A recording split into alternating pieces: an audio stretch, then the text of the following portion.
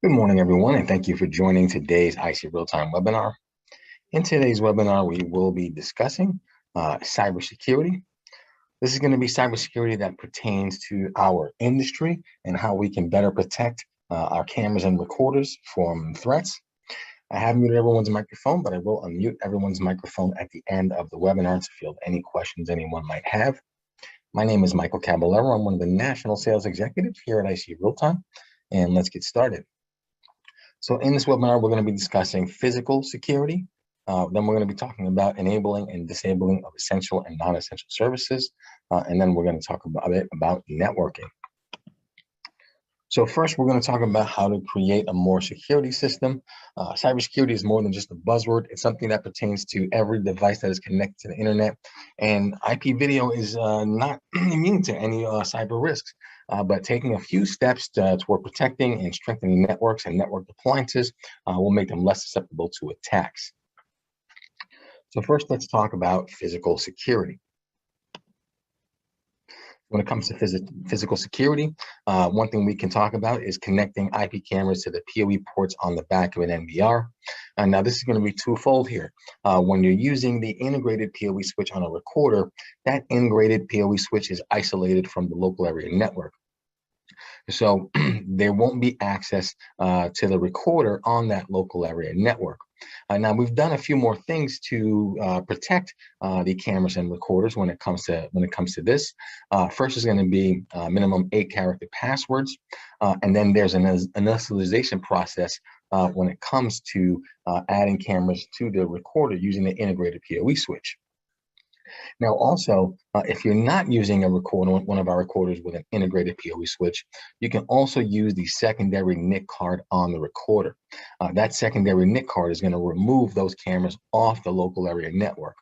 So though if someone has access to that LAN, they won't be able to reach those cameras because those cameras are indeed off that local area network on their own subnet. We have recorders with dual NIC cards. We also have recorders with quad NIC cards to keep those cameras and not only for security measures, but also keep the load of those streams off that local area network. So you really do want to use those secondary NIC cards, or you want to make sure that you are using that integrated PoE switch. Now, also, very simply, physically lock down the device. There's a few ways that you can physically lock down a recorder from physical access. Of course, a lockbox, which you can get here at icrealtime.com for any of our recorders. Also in a locking server rack as well, or in a room that is behind lock and key. Now, all of these generally are going to be utilized on a commercial install with a network administrator. For residential, you can do the same thing. You can utilize lock boxes. You can drill those lock boxes into the floor, just like you would something like a safe.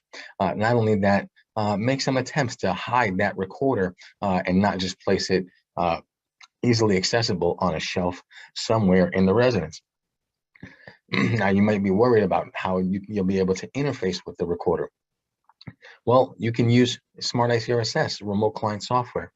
That software you can load on any desktop or laptop, PC or Mac in the household, and they can utilize that to interface with the recorder for live view, playback, or more extended feature sets. So you can really nowadays hide that recorder in a location that's not easily found, so that way you can have some extra added security. Now we're going to talk about enabling and disabling of essential and non-essential services. Now, one thing we've done here is we've basically done many of these things for you as they come out of the box disabled, but you do want to make sure that you don't enable any of these services. So if you have to port forward, utilize HTTPS and create an SSL certificate. This can all be done on IC real-time recorders and IP cameras. So if port forwarding is necessary, you do want to make sure that you use a secure HTTPS. That's what the S in HTTP stands for. I do not recommend port forwarding HTTP. And as a matter of fact, I don't recommend port forwarding at all. P2P is a fantastic service, much more secure than port forwarding, as you're not opening any ports to allow access to the recorder. Now, you do want to enable your IP filter as well if you want to prevent anyone from gaining access to the recorder. So you can whitelist or blacklist IP addresses on a local area network. This is more useful for your commercial installs, especially managed networks, where you're going to have multiple users on the network. Many times a user will attempt to locate access to the recorder. And if you're using an IP filter to filter out all of those IP addresses that cannot have access to the recorder, and only give access to any of the people on the network that should have access, whether it's going to be executives, C-level executives, or the network administrator. Now, disabling UPnP, this is already disabled on IC real-time recorders. You want to make sure not to enable it. UPnP stands for Universal Plug and Play, and basically it will port forward if UPnP is on the router. It will port forward all of the ports available in the port list, and this is not something that you want. So you want to make sure that you don't enable UPnP on our IC real-time recorders, and that you leave that disabled. Now, again, P2P is what I highly recommend to utilize for port forwarding. There's no known really vulnerabilities there. However, if you're not using P2P for whatever reason, go ahead and just disable it. Now, next is going to be disabling SNMP. Again, this is disabled out of the box, so it's not something you have to worry about. However, if you have to do any kind of trace routing, then you'll want to enable SNMP, so that way you can locate the camera on a LAN, especially if you cannot find that with the given IP address. Now, if you're done with your testing and trace routing, you do want to make sure that you then disable SNMP, as it does leave open a vulnerability. And then next is going to be multicast. Now, multicast is used to share streams between two or more recorders on a local area network. There's really not any known vulnerabilities, but again, if you're not using multicast for any reason, you want to make sure that it's disabled. It is disabled again out of the box. You just want to make sure that you do not enable multicast if you don't intend to use it. Now, when it comes to networking, one of the main things you want to do is isolate your NVR and IP camera network. Now, there's tons of ways to do that. You can use a VLAN. You can, again, put that on its own isolated local area network, which, again, a VLAN would do. VLANs, you can create a virtual LAN. You can have all of your IP addresses available to you. And then you can set permissions on who can access that virtual local area network. This is something that is generally done on managed switches. So you want to make sure, if you intend to create a VLAN, that you are using a managed switch to do so.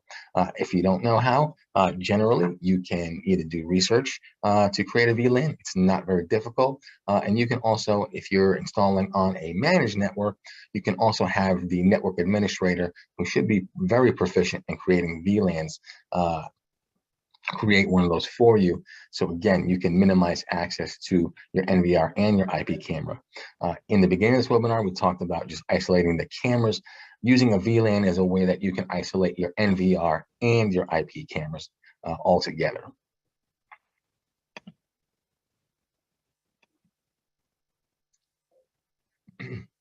Now, this is something that used to be of great importance, especially when port forwarding, which was much more popular, but you want to make sure that your end user understands password protecting the router, right? If it's especially for you're not really going to run into this on managed networks and commercial installs, but you may run into this many times on residential installs. So one thing that is important is that most routers and router/modems have a browser-based interface with access to that router. Now, when I was in tech support, I wouldn't even attempt to ask for the username and password, because 95% of the time, when it came to routers or router/modems, either purchased by the end user or installed by the internet service provider, the browser-based access username and password would be set to default. I would try the default first. I would gain access, and I could port forward. So this is something that is important. Now, one thing that has, of the last few years, come along is internet service providers are not giving browser-based access anymore. If you want to port forward, generally now with internet service providers, you need to reach out to that internet service provider and you need to ask them to port forward for you. Again, P2P, you can get around all of this. You don't have to port forward. You don't have to create a DDNS. So P2P really is the way to go in terms of secure remote access. Now, if you do have to port forward, you may want to change the default TCP and UDP ports. The reason you want to change those TCP and UDP ports, which is all you need to port forward if you have to port forward. You don't need to port forward HTTP, especially that you have a replicated interface in Smart ICRSS remote client software that will allow you to troubleshoot any issues or make any configuration changes both locally and remotely. So you don't really need HTTP access anymore for remote troubleshooting. However, TCP really is the port that you need to change. Now, TCP port on our recorders, on our cameras is 37777, and on our recorders, 32789. This is something that you can find on the internet very easily. So you have 1,025 to 65,535 port numbers available that you can change the TCP port to on the recorder and then port forward that corresponding port.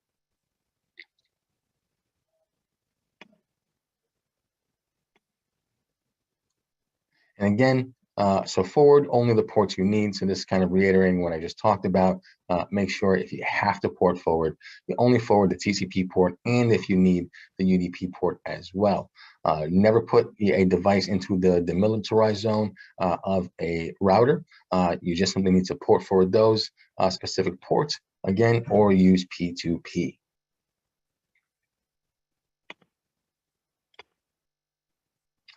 Now, next is disabling auto login on Smart ICRSS, and also to go even further, adding a password to ICRSS Pro or ICView, our mobile applications.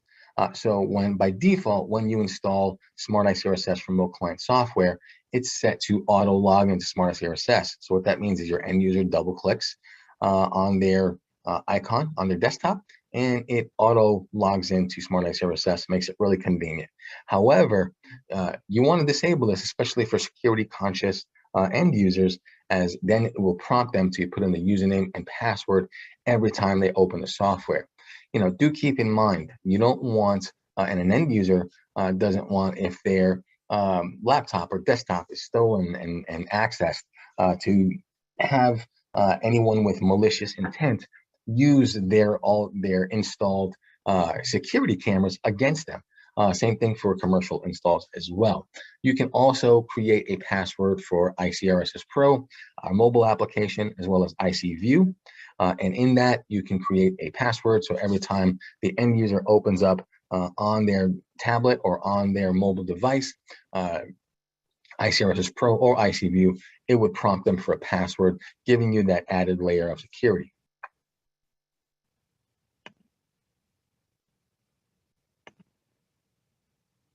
Now, also, you do want to use a different username and password for Smart ICRSS, as well as ICRSS Pro and ICView, than you would typically use for other services like your email, banking, social media.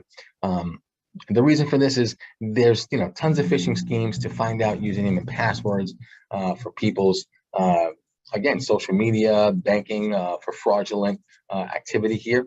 And again, you don't want to use that same password because, again, if someone gains access to these services and they also attempt to do that with software installed on a mobile device or on a PC or Mac, then they're going to gain access to these security cameras that are installed for security, and again, use those security services that you have paid lots of money for and implemented to be used against you, to see when you're not at your home, you're not at your business, things of that sort. That's the last thing you want out of your security system that you invested to protect you.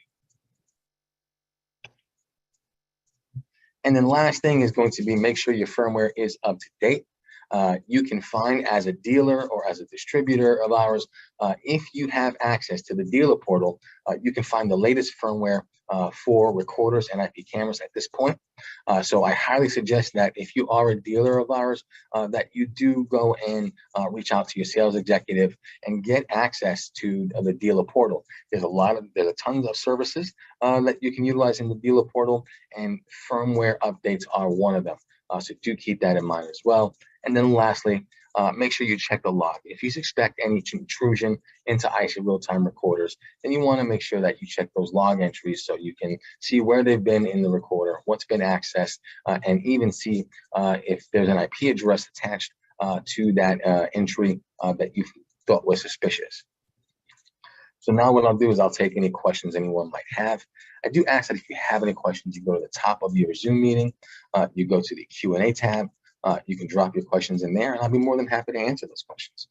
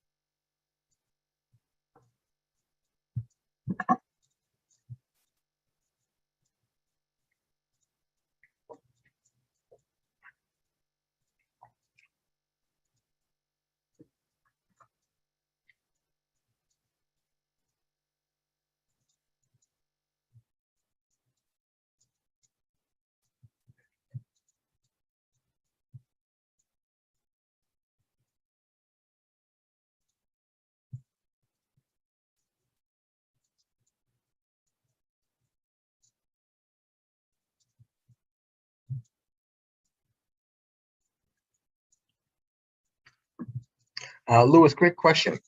So P2P, first of all, doesn't require you to port forward. And of course, DDNS and port forwarding are kind of work in tandem with each other. DDNS is not a different method of remote access. It just helps when you're port forwarding to give you a domain name. So port forwarding is opening up ports to your router and to your local area network for remote communication. P2P does not require that port forwarding. It is a server on the cloud, and that server for us is located using Amazon AWS. The person with the intent to gain access to the recorder would require, of course, username and password, which with IC Realtime, username and password on our recorders and cameras requires an 8-character minimum password. And then they would also need to know the serial number of the recorder. So there's a lot more protection there in terms of what is required for access to P2P than port forwarding. Now, do keep in mind, if someone had the time and the inclination, anything can be accessed. So that's something to keep in mind there. But P2P is by far more secure than port forwarding at this juncture. Roger, does IC Realtime provide any listing of recommended network gear? Not necessarily. Our cameras and recorders work with basically any switch out there, any routers out there. It's just a matter of specifying, like I mentioned, if you're going to do something like a VLAN for remote access or even a VPN, you want to make sure that you have a managed switch. You want to make sure that you have a quality VPN service, but any of them will suffice.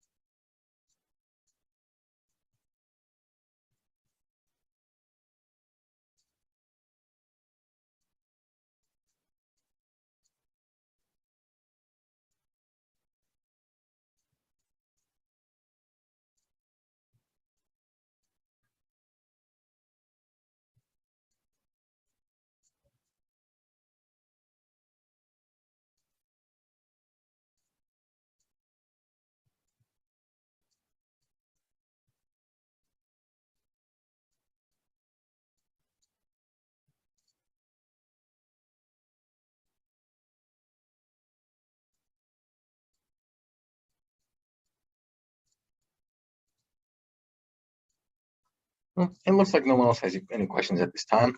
Thank you very much, everyone, for joining us on today's IC Real-Time webinar. My name is Michael Caballero. I'm one of the National Sales Executives here at IC Real-Time. Have a fantastic day and stay safe.